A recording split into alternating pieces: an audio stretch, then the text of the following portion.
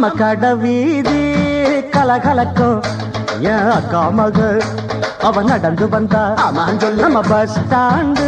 பளபள வழக்கும் ஒரு பச்சை கிளி அது பறந்து வந்தா அப்படி சொல்ல பின்னி முடிச்ச அவ ரெட்ட சடையும் நல்ல எட்டு எடுத்து அவ வச்ச நடையும் சுண்டில் ஒண்ணு போட்டத போல் சுண்டி சுண்டி வந்து இழுக்கும் கடை வீதி கலகலக்கும் என் அக்கா மக அவ நடந்து வந்தா